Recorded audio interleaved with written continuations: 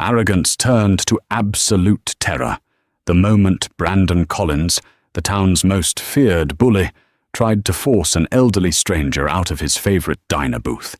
He expected a pathetic, cowering victim, but instead he unleashed a storm he couldn't survive. When 3 tactical SUVs screeched into the parking lot and a 4-star general stepped out to salute the man he had just dragged through the mud, the entire town watched in stunned silence as the chief's empire crumbled in seconds. The town of Oak Creek, Pennsylvania, was the kind of place that looked picture-perfect on a postcard, but held dark, suffocating secrets beneath its manicured surface. It was a town where everyone knew everyone, and more importantly, everyone knew their place. At the very top of that unspoken hierarchy was Police Chief Richard Collins. For nearly 2 decades, Chief Collins had run Oak Creek, less like a public servant, and more like a feudal lord. His word was law, his grudges were permanent, and his son, Brandon, was the crown prince who reaped all the benefits of his father's unchecked authority. It was a damp, grey Tuesday afternoon in late October when the fragile peace of Oak Creek was irrevocably shattered. The setting was Maggie's Route 66 diner, a chrome and neon relic that sat on the edge of the county line. The diner was a local institution, famous for its cherry pie, bottomless black coffee, and the weary but warm demeanor of its owner, Margaret Maggie Sullivan. On this particular afternoon, the diner was half full. A few long-haul truckers occupied the counter stools, and a couple of local farmers sat in the corner, discussing the unseasonable frost. But sitting alone in booth 4, the best booth in the house, offering a clear view of both the highway and the front door, was a stranger. His name was Louis Hayes. Louis was a black man in his late 60s, though his posture suggested a man much younger. His hair was cropped close to his scalp, peppered heavily with grey, and his face was etched with the deep, defining lines of a man who had spent a lifetime making hard decisions in harsh climates. He wore a faded, olive-drab field jacket, devoid of any patches or insignia, over a simple black turtleneck. He sat perfectly still, not staring at his phone, not reading a newspaper. He was simply eating his eggs and sipping his coffee, his dark eyes calmly scanning the room with a quiet, observant intensity that most people wouldn't notice, but a trained professional would immediately recognize as situational awareness. Louis had been driving cross-country, taking the back roads, enjoying the silence of retirement. He had stopped in Oak Creek purely by chance, needing a hot meal and a break from the monotonous stretch of the interstate. He didn't know the town's politics. He didn't know the unwritten rules.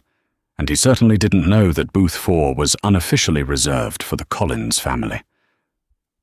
The bell above the diner's glass door chimed loudly, cutting through the low hum of the jukebox. In walked Brandon Collins, flanked by his 2 usual sycophants, Trent and Logan. Brandon was 22, built like a linebacker, and wore his arrogance like a heavy cologne. He was dressed in an expensive Letterman jacket from the local university, a university he only attended because his father had made certain donations to the athletic department. Brandon was notorious in Oak Creek. He had a history of DUs that magically disappeared from the records, bar fights where the other guy always ended up in cuffs, and a vicious temper that the townspeople had learned to avoid at all costs. Brandon shook the rain from his hair, laughing loudly at some crude joke Trent had just made. He strutted into the diner, fully expecting the usual treatment, hushed whispers, averted eyes, and Maggie rushing over with a pot of fresh coffee. Maggie tensed behind the counter. She grabbed a rag and wiped down a spotless stretch of formica, her eyes darting nervously toward booth 4. Brandon's laughter died in his throat as his eyes landed on Louis. He stopped dead in his tracks, his heavy boots scuffing against the black and white checkered linoleum. His jaw tightened. He looked at Trent, then at Logan, and a cruel, predatory smirk slowly spread across his face. "Maggie," Brandon called out, his voice booming over the soft country music playing from the jukebox. "Why is there a stray sitting in my booth?" The diner went dead silent. The farmers stopped talking. The truckers put down their forks. The tension in the room spiked instantly, thick and suffocating. Maggie swallowed hard, stepping out from behind the counter. "Brandon, please. There are plenty of other booths open. He's just passing through. Let him finish his meal." Brandon ignored her. He didn't break eye contact with Lewis, who had not even flinched at the loud insult. Lewis continued to slowly cut his toast, his movements deliberate and unhurried.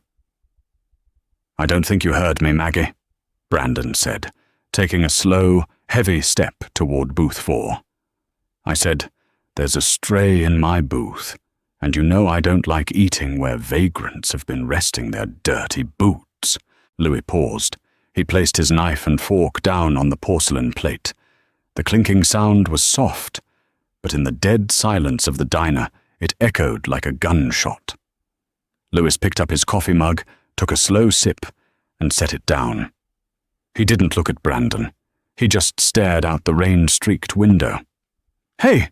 Brandon barked, closing the distance until he was towering over the table. "Old man, are you deaf? I'm talking to you." Louis slowly turned his head. His expression was completely blank. There was no fear in his eyes. There was no anger. It was a look of cold, calculating assessment. He looked at Brandon the way a scientist might look at a mildly annoying insect. "I'm eating," Louis said. His voice was deep, gravelly, and commanded an immediate, undeniable authority. It wasn't loud, but it resonated in the chest of everyone listening. "There are 6 empty tables. Pick one, son." Trent and Logan gasped quietly. No one in Oak Creek ever spoke to Brandon Collins like that. Not ever. Brandon's face flushed a deep, ugly crimson. The veins in his thick neck bulged. He wasn't used to defiance, let alone from an outsider, and certainly not in front of his friends and the townspeople he terrorized. The smirk vanished, replaced by a contorted mask of pure, unadulterated rage. "Son," Brandon hissed, leaning over the table, pressing his large hands flat onto the formica. "Do you have any idea who the hell you're talking to? My father is Chief Richard Collins. This town belongs to us. This diner belongs to us. And this booth is mine.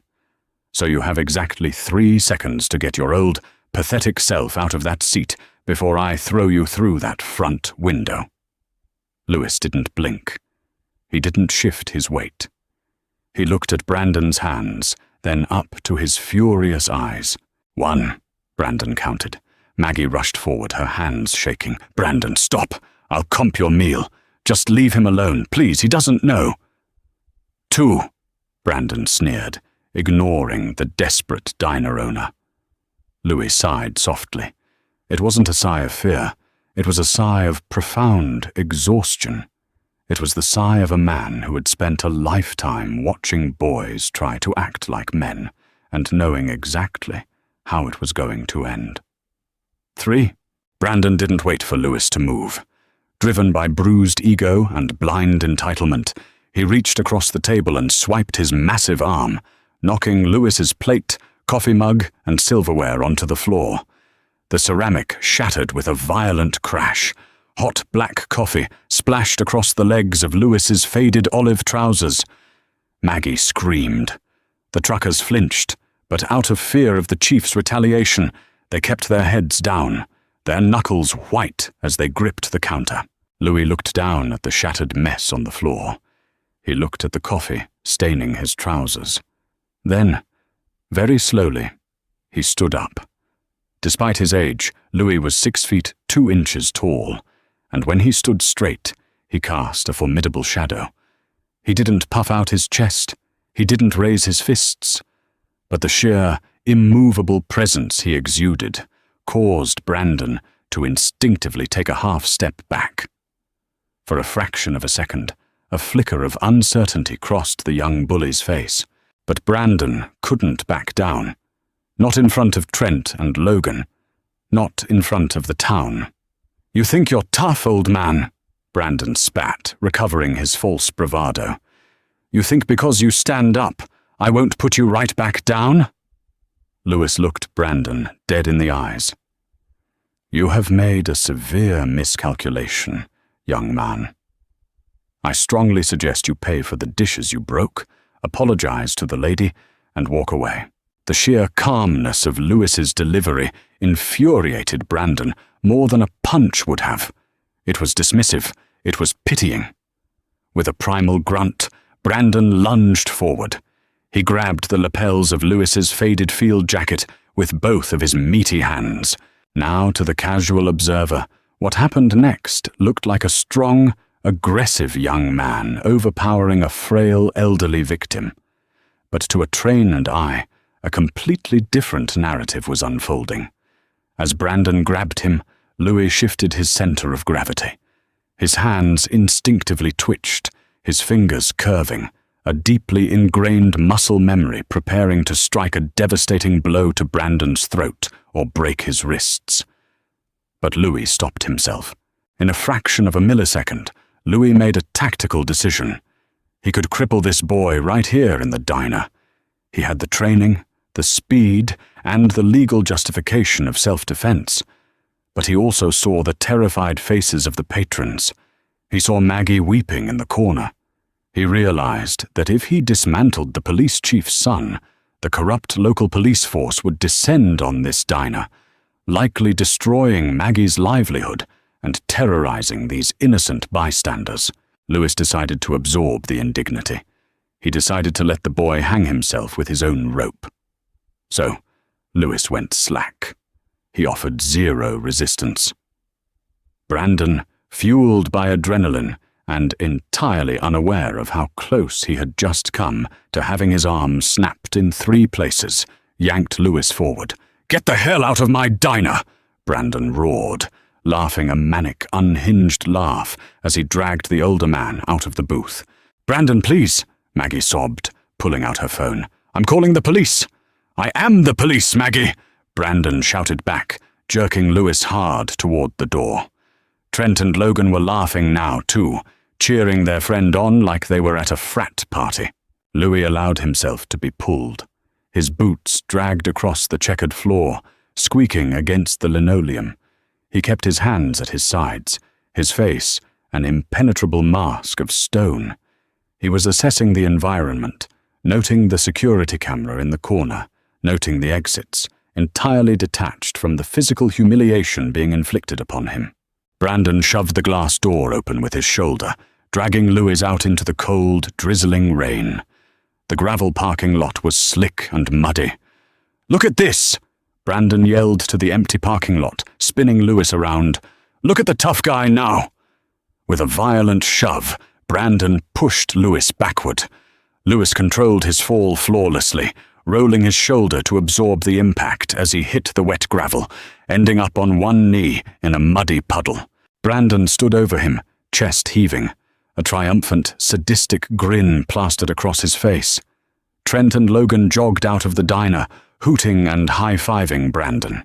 Inside, the patrons watched through the large, neon-lit windows, their faces pale with guilt and horror. "You see that, old man?" Brandon taunted, kicking a spray of wet gravel into Lewis's face. "That's what happens when you don't know your place. Next time you come through Oak Creek, you keep your head down, and you keep driving." Lewis didn't wipe the gravel from his cheek. He didn't rise. He remained on one knee in the rain, looking up at Brandon. "Are you finished?" Louis asked. His voice was just as calm, just as steady as it had been inside.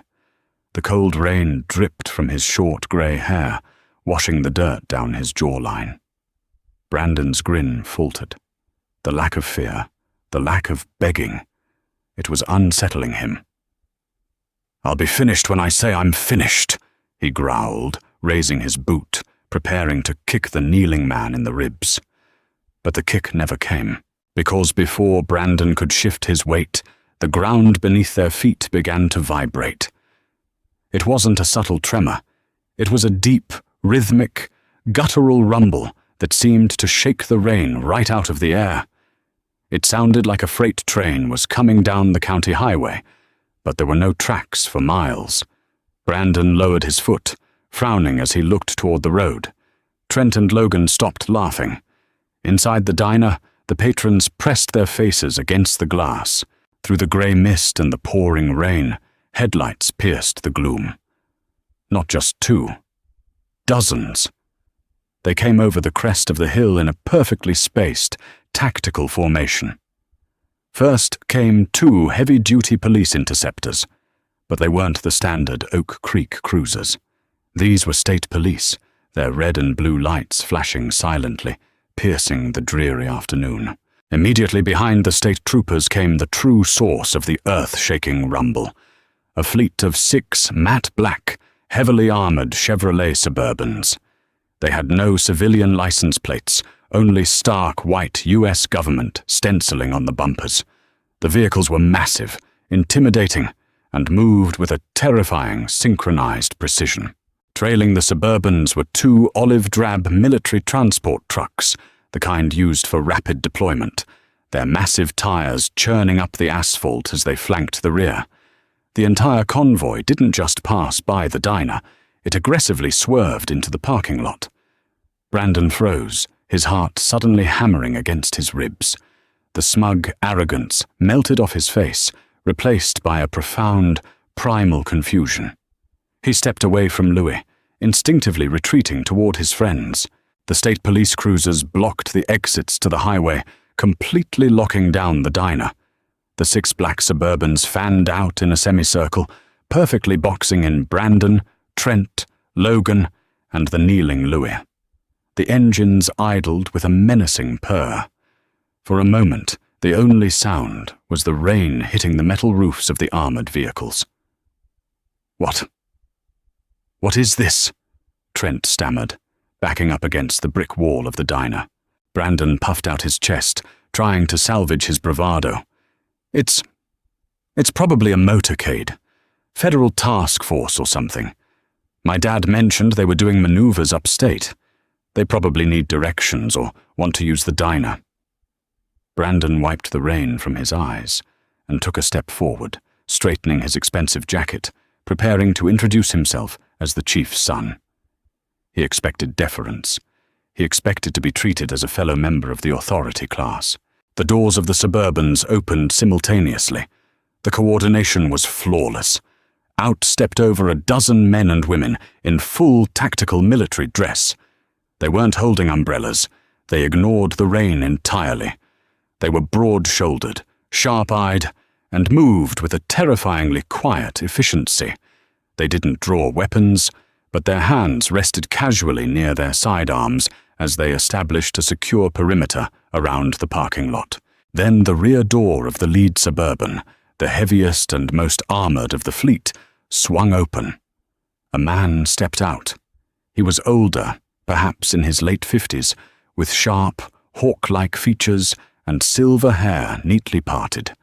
He wore the impeccable, pristine dress uniform of the United States Army. The dark green fabric stood out starkly against the grey day. But it wasn't the uniform that made Brandon's breath catch in his throat. It was the shoulders. Gleaming proudly on the epaulets of the man's uniform were 4 silver stars. General Thomas Harrington, commander of the United States Armed Forces Strategic Command. A man whose name was whispered with reverence in the halls of the Pentagon. A man who had commanded theaters of war and directed global operations. The general did not look at the diner. He did not look at the rain. And he certainly did not look at Brandon Collins, who was currently standing with his mouth hanging open like a dying fish. General Harrington's eyes were locked entirely on the older black man kneeling in the mud. Brandon, completely misreading the situation through the lens of his own immense ego, thought the general was looking at the vagrant with disgust. Brandon took a step forward, raising his hand, trying to sound authoritative. "General, sir!" Brandon shouted over the rain. "I'm Brandon Collins, son of the police chief. Sorry about the mess here. I was just clearing this vagrant off the property so you and your men can use the facilities." General Harrington didn't even acknowledge Brandon's existence. He didn't turn his head. He didn't blink. He walked right past the 22-year-old bully as if Brandon were nothing more than a puddle of dirty water on the asphalt. The silence in the parking lot was absolute, save for the patter of the rain. Inside the diner, Maggie and the patrons held their breath, their minds unable to process what they were witnessing. General Harrington stopped exactly 3 feet away from Lewis. The general stood perfectly rigid. He snapped his boots together, the sound echoing sharply against the armored vehicles. He straightened his spine, squared his shoulders, and slowly, deliberately, raised his right hand to the brim of his cap in a razor-sharp, flawless military salute. He held it there. "Colonel Hayes, sir." General Harrington's voice rang out, clear and powerful, carrying immense respect. "It is an honor to finally find you, sir. The Joint Chiefs have been looking all over the eastern seaboard for you." Brandon's blood ran colder than the Pennsylvania rain. His eyes darted from the 4-star general, saluting, down to the man he had just dragged through the mud. Louis Hayes, the quiet, elderly black man in the faded jacket, the man Brandon had just called a vagrant, the man he had shoved into the gravel, did not immediately stand. Louis slowly reached up and wiped the wet gravel from his cheek. He looked at the mud on his hands. Then he looked up at the 4-star general. Louis sighed, a sound of profound, world-weary annoyance. "Thomas," Louis said quietly from the mud, "I told the Pentagon I was retired, and I specifically requested no parades." General Harrington maintained his salute, a slight, almost imperceptible smile touching the corners of his mouth. "With respect, Colonel, when the President of the United States asks for your specific counsel on a matter of national security, your retirement is considered temporarily suspended. Let me help you up, sir." "I can stand on my own, Thomas," Louis replied firmly, and with a fluid grace that completely belied his age, Louis Hayes rose from the mud. He didn't dust off his knees. He didn't check his clothes. He stood to his full 6'2" height, looked General Harrington in the eye, and sharply returned the salute. Only then did the general drop his hand. Brandon Collins felt his knees go weak. The arrogant swagger was entirely gone, replaced by a suffocating, paralyzing terror. He backed up, bumping into Trent, who was visibly shaking. Louis finally turned his gaze away from the general and looked at Brandon. The look in Louis's eyes hadn't changed. It was the same cold, calculating assessment he had given the boy inside the diner. But now, backed by the full might of the United States military, that look carried the weight of an oncoming execution. "General," Louis said softly, never taking his eyes off Brandon. "Yes, Colonel?" Harrington replied, turning his steely gaze toward the pale, trembling 22-year-old. "This young man here," Louis said, pointing a single mud-stained finger at Brandon, "was just explaining to me how this town belongs to him and his father. I believe he mentioned he is the police." General Harrington's eyes narrowed. He looked at Brandon, taking in the expensive jacket, the trembling hands, the utter cowardice radiating off him. The general's lip curled in absolute disgust. "Is that so, Colonel?" Harrington asked softly.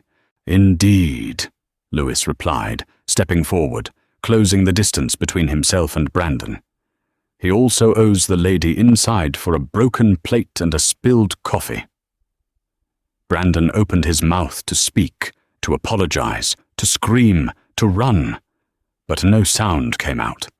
The Crown Prince of Oak Creek had just realized, with devastating clarity, that his father's badge couldn't protect him from the wrath of the gods he had just foolishly awakened. The wail of a police siren pierced the heavy, rain-soaked air, echoing off the rolling Pennsylvania hills. Down the two-lane highway, a heavily modified Ford Explorer police cruiser roared toward Maggie's diner, its light bar flashing blinding red and blue through the grey afternoon mist. The vehicle didn't just pull into the parking lot, it skidded aggressively onto the gravel, coming to a halt just inches from the bumper of one of the military Suburbans. The driver's side door kicked open, and out stepped Chief Richard Collins. Richard Collins was a man who wore his authority like a loaded weapon. He was built like a brick wall, his uniform tailored tightly to emphasize a barrel chest that had, over the years, begun to surrender to a heavy gut. His face was ruddy, his jaw thick, and his eyes carried the perpetual suspicious squint of a man used to finding reasons to punish people. He rested his hand heavily on the butt of his Glock 22 as he surveyed the scene. Maggie had made the call when Brandon first started dragging Lewis. She had hoped the chief would intervene to stop his son, or at least minimize the damage. But as Chief Collins took in the sight of the armored federal vehicles, the state police cruisers, and the heavily armed tactical operators standing in the rain, his initial confusion quickly morphed into deep, defensive anger. "Brandon!" Chief Collins barked, his voice cutting through the steady patter of the rain. "Get over here!" Brandon, who had been frozen in terror, practically scrambled toward his father, almost tripping over his own expensive boots.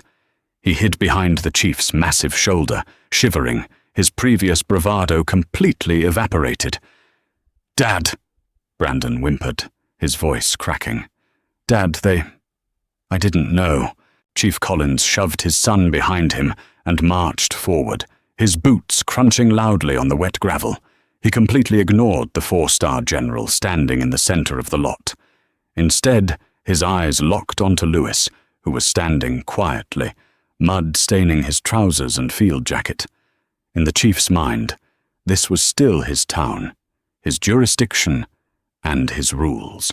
"I don't know what kind of federal circus this is," Chief Collins sneered, coming to a halt a few feet away from the military detail. He puffed out his chest, looking directly at General Harrington. "But I am the chief of police in Oak Creek, and nobody runs an operation in my county without my explicit authorization. Now, I suggest you load up your boys and move along. I have a vagrant to arrest for assaulting my son." The silence that followed was absolute. None of the tactical operators moved. They didn't even shift their weight. They simply stared at Chief Collins from behind the rain-streaked visors of their helmets, their faces completely unreadable. General Harrington, who had spent his career negotiating with foreign dictators and managing global crises, looked at the small-town police chief with an expression of profound, clinical disbelief. Lewis Hayes, however, simply sighed. He reached into his pocket, pulled out a clean, neatly folded white handkerchief, and began to wipe the mud from his hands. "Assaulting your son?" General Harrington repeated, his voice dangerously low, carrying the smooth, deadly calm of a predator about to strike. "You heard me," Collins snapped, taking a step closer, trying to use his physical size to intimidate the older military man. "This stray comes into my town, causes a disturbance in Maggie's diner, and lays hands on my boy. That's aggravated assault. He's going to a holding cell, and you federal boys can go play G.I. Joe somewhere else." General Harrington slowly turned his head to look at Lewis. "Colonel Hayes, did you assault this man's son?" Louis folded his handkerchief and placed it back into his pocket. He looked at Chief Collins, then at Brandon, cowering behind him. "Thomas," Lewis said quietly, "if I had wanted to assault that boy, he would currently be breathing through a plastic tube in an intensive care unit. I simply allowed him to drag me outside. It seemed the most efficient way to de-escalate the situation and protect the civilians in the diner from his temper tantrum." Chief Collins's face turned a violent shade of purple. "You lying piece of—" Collins lunged forward, his hand unlatching the retention strap on his holster. He didn't make it a single step. In a blur of motion so fast it defied human comprehension, two of the tactical operators stepped between the chief and the colonel. The metallic clack-clack of assault rifles chambering rounds echoed like thunderclaps across the parking lot. 4 red laser dots instantly materialized on the center of Chief Collins's chest. Collins froze, his hand hovering over his sidearm, the color draining entirely from his face. "Chief Collins," General Harrington said, his voice now echoing with the full, terrifying authority of the United States Armed Forces.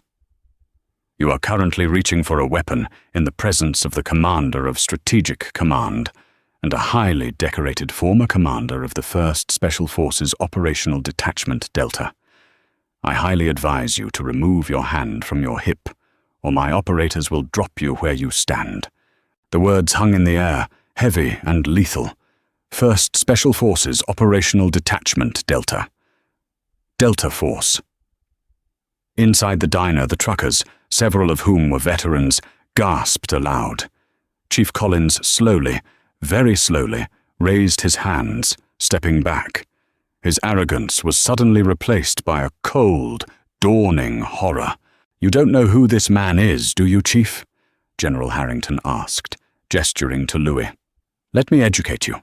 Colonel Louis Hayes is a 2-time recipient of the Distinguished Service Cross. He holds 3 Silver Stars. He led the extraction team in Mogadishu during Operation Gothic Serpent. He has spent 35 years executing missions in the darkest, most dangerous corners of the globe, so that men like you can sleep safely in your beds and pretend you have power." Harrington stepped closer to Collins, his eyes boring into the corrupt cop. "Colonel Hayes has killed men who run entire cartels. He has dismantled terrorist cells with nothing but a combat knife and an encrypted radio.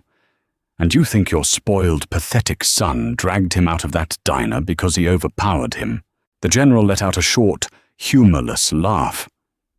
"Your son is breathing right now strictly because Colonel Hayes is a man of extraordinary discipline and mercy. A mercy, I assure you, that I do not share." Brandon began to sob quietly behind his father. The reality of how close he had come to a violent end was finally crashing down on him. But the nightmare for the Collins family was only just beginning. Chief Collins tried to salvage whatever scraps of dignity he had left. He swallowed hard, his throat dry, and forced a shaky glare at the general. "Fine," Collins spat, his voice trembling despite his best efforts to sound tough. "You feds want to protect your own? Take him. Get him out of my town. But don't ever let me catch him driving through Oak Creek again." Louis, who had been quietly watching the exchange, finally stepped forward. The tactical operators parted seamlessly to let him through. He walked right up to Chief Collins, standing toe-to-toe with the corrupt officer. Despite the mud on his clothes, Louis radiated an aura of absolute dominance. "You misunderstand the situation, Mr. Collins," Louis said, his voice barely above a whisper, yet carrying with devastating clarity.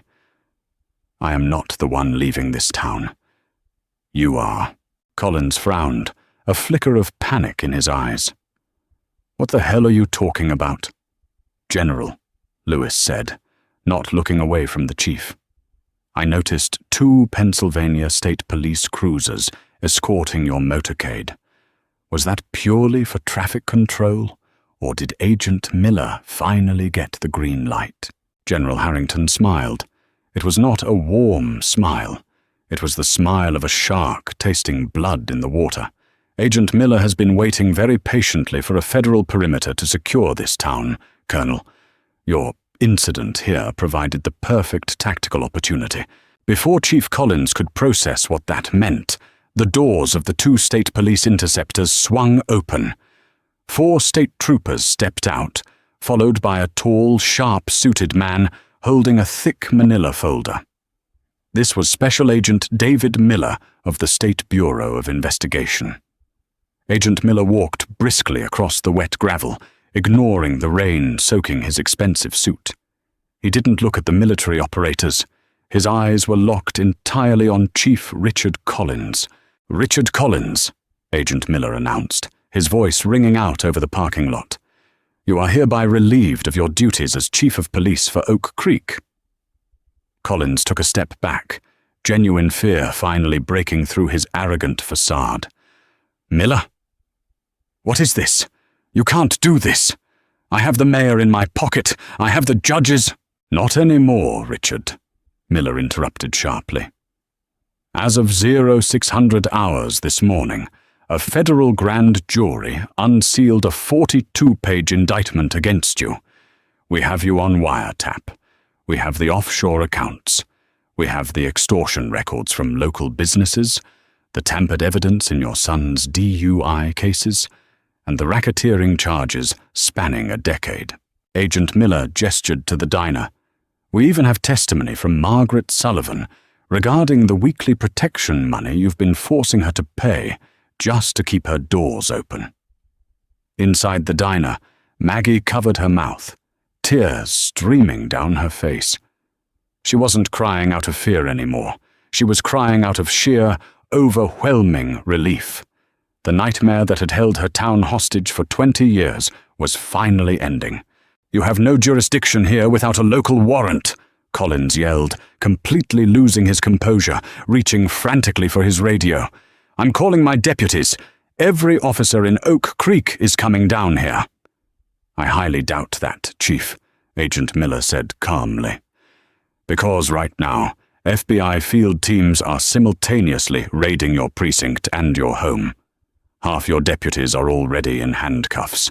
The rest are cooperating for reduced sentences." Collins stood completely paralyzed. His empire, built on fear and intimidation, was dissolving into dust right in front of his eyes. "Arrest him," Miller ordered the state troopers. As the troopers moved in, Brandon panicked. The 22-year-old bully, realizing his shield was gone and he was about to face the consequences of a lifetime of cruelty, made the worst decision of his life. He shoved his father forward into the troopers and bolted toward the woods behind the diner. "Run, Brandon!"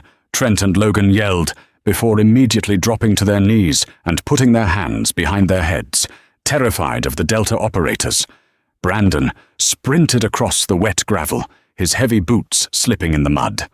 He didn't even make it 10 yards. One of the military operators simply stepped into his path, hooked his foot behind Brandon's ankle, and delivered a precise, open-handed strike to the young man's chest. Brandon hit the ground with a sickening thud, all the breath knocked out of his lungs. Before he could even gasp for air, the operator had him flipped onto his stomach, a heavy combat boot resting firmly between his shoulder blades, his arms pinned painfully behind his back. "Suspect secured," the operator stated flatly, tossing a pair of heavy-duty zip ties to a joggling state trooper. Back at the cruisers, Chief Collins was forcefully slammed against the hood of his own vehicle. He screamed and cursed as the troopers stripped him of his badge, his weapon, and his dignity. The metallic click of the handcuffs snapping shut around his wrists echoed like a final judge's gavel across the parking lot.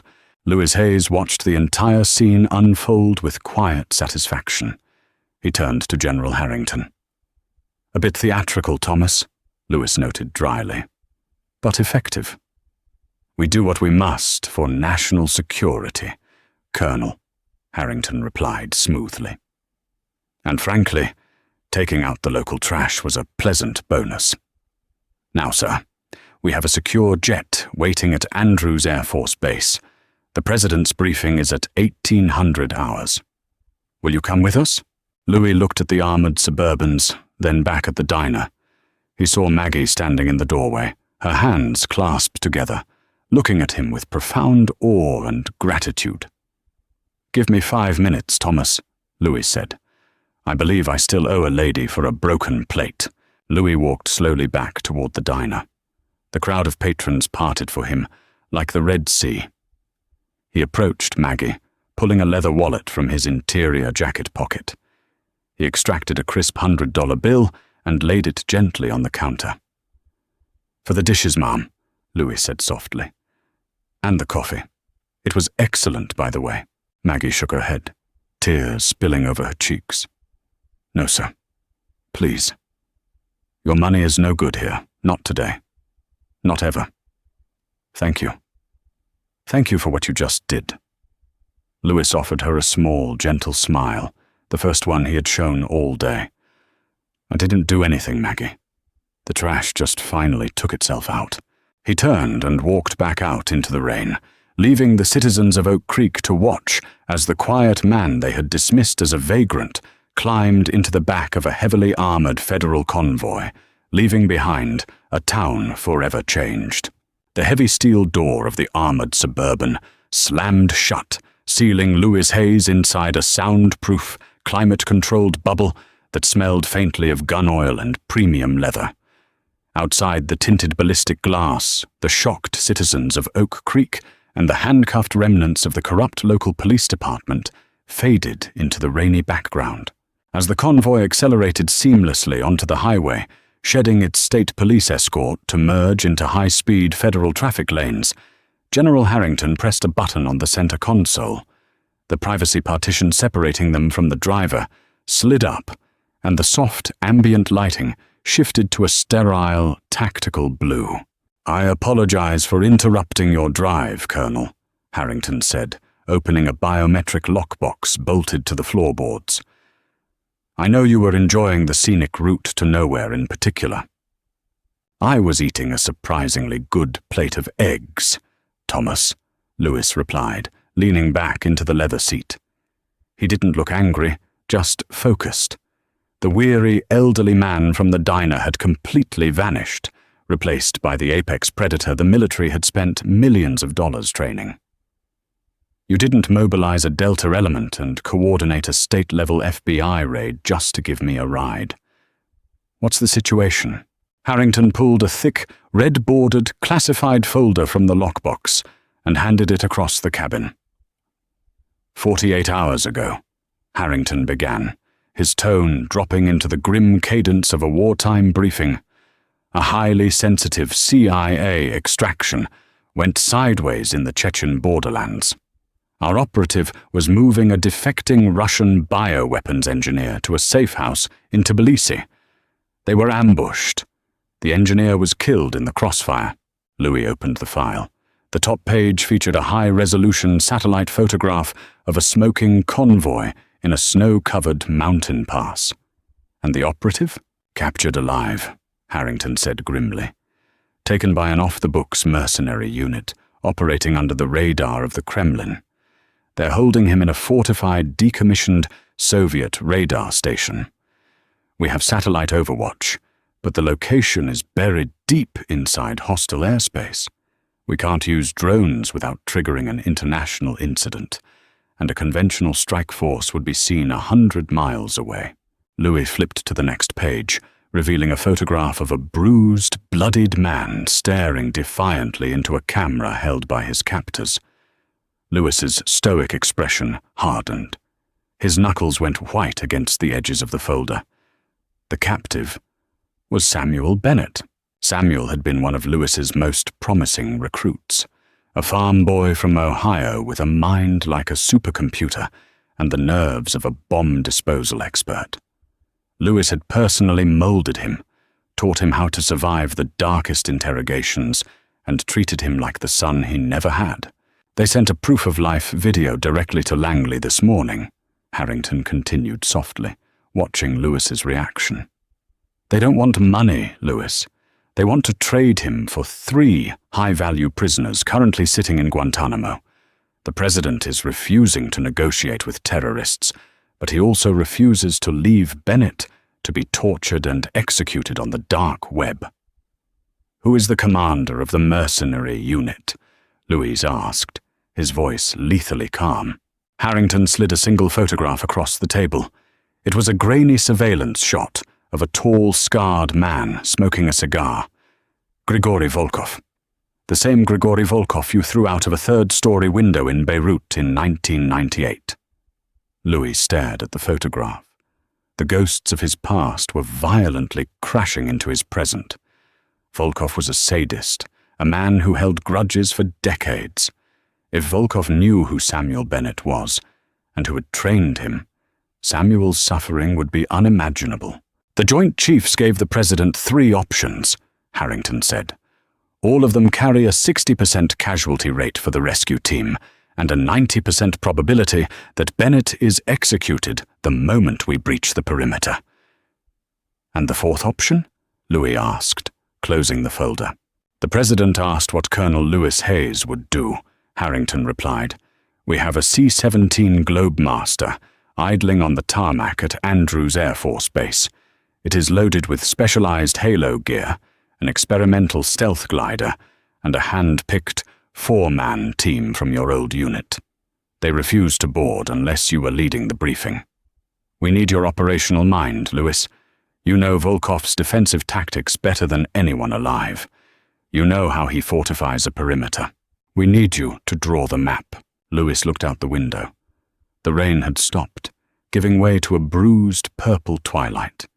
He thought of the young bully in Oak Creek, a boy who thought power was a badge and a loud voice.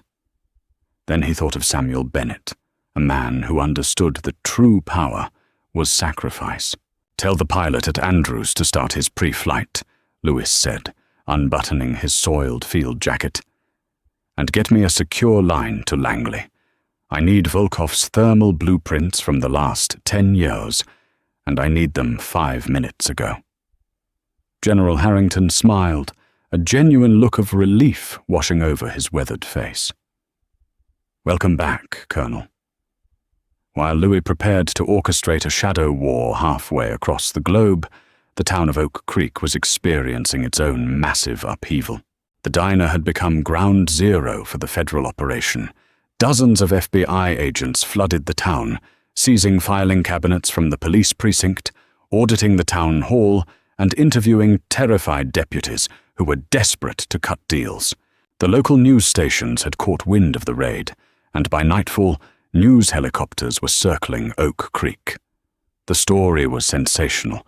A deeply entrenched, corrupt police chief and his tyrannical son taken down in a sweeping federal sting, all sparked by an altercation with a mysterious stranger at a roadside diner.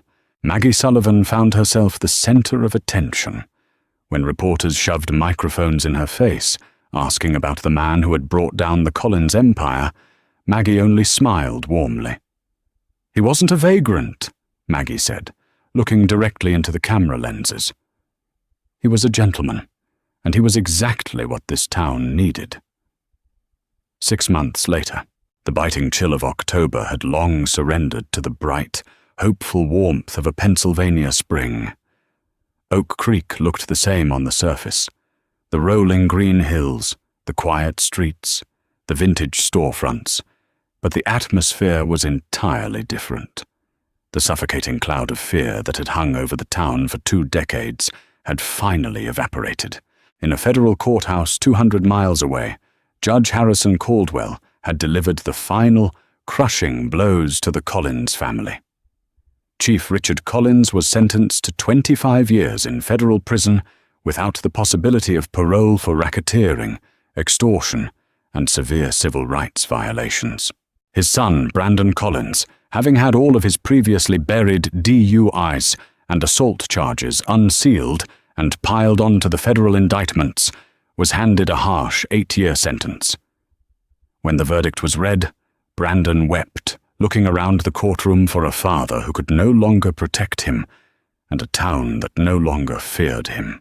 Back in Oak Creek, Maggie's Route 66 diner was thriving.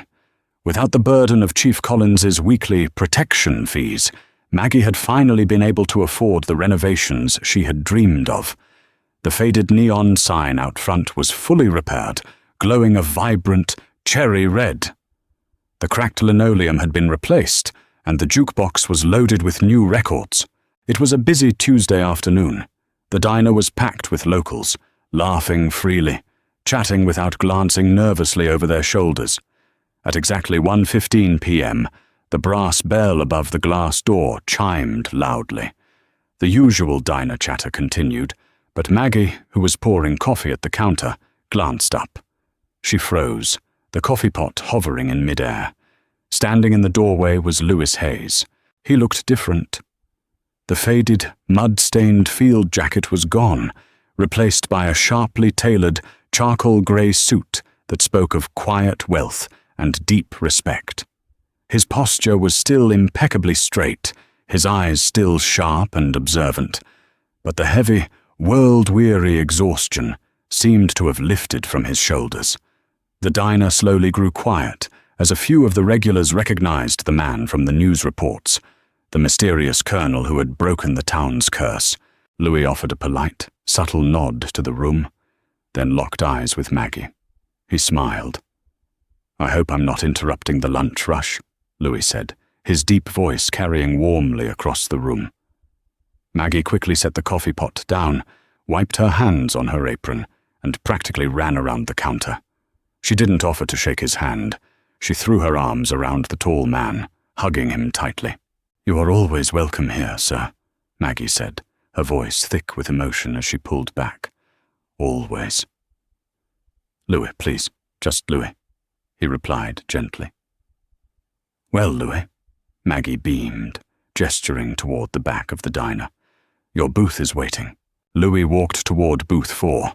It was spotless, and unlike before, there was no invisible aura of dread surrounding it. It was just a booth with the best view of the highway. He slid into the comfortable red vinyl seat, looking out the sparkling clean window. Before Maggie could even ask, a fresh cup of black coffee and a large slice of cherry pie were placed on the table. But it wasn't Maggie who set them down. It was a young man in a crisp, immaculately clean Oak Creek police uniform. He had a gold star pinned to his chest. This was Sheriff Thomas Dalton, an honest, reform-minded officer the state had brought in to clean up the precinct. Sheriff Dalton stood at attention, removed his campaign hat, and held it respectfully against his chest. "Colonel Hayes," Sheriff Dalton said, his tone filled with genuine reverence. "I'm Thomas Dalton. I took over the department after the restructuring." Louis looked at the young officer, assessing him in the span of a single heartbeat. He saw clean fingernails, steady eyes, and a posture built on duty, not ego. Louis nodded in approval. "It's a tough job cleaning up someone else's mess, Sheriff," Louis said. "But the town looks like it's breathing again." "You're doing good work," Dalton flushed with pride. "Thank you, sir. I just wanted to say. The coffee and pie are on the department today. And if you ever need anything while you're in Oak Creek, you have my personal cell number." Sheriff Dalton placed a neat business card on the table, nodded respectfully, and stepped away to let the man eat in peace. Louis looked at the business card, then out the window at the quiet, sunlit parking lot where, just 6 months prior, he had knelt in the mud. He took a sip of the hot black coffee. It tasted like victory. He had just returned from a covert black site base in Poland. Samuel Bennett had been successfully extracted. Grigory Volkov's mercenary unit was entirely dismantled, reduced to ash and classified footnotes. Louis had done his job, protected his country, and saved his friend. Now, his retirement was officially, permanently reinstated. No more motorcades, no more generals, just the open road, the quiet hum of an engine, and the satisfaction of knowing that sometimes the universe puts you exactly where you need to be. Louis picked up his fork, cut a piece of the warm cherry pie, and watched the cars roll down the highway, finally at peace.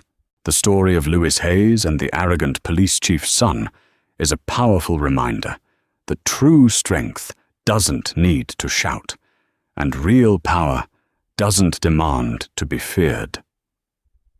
The bullies of the world rely on intimidation, unaware that the quietest people in the room often carry the most profound resilience and dangerous capabilities. Brandon Collins mistook patience for weakness, and paid the ultimate price, losing his empire to the very man he tried to humiliate. It shows us that justice, though sometimes delayed, always arrives with an undeniable force when the wicked push too far. If this story of ultimate justice and hidden heroism gave you chills, hit that like button right now. Share this video with someone who loves a perfect karma story, and don't forget to subscribe to the channel for more incredible, real-life tales of respect, revenge, and redemption. Drop a comment below. What would you have done if you were in the diner? See you in the next video.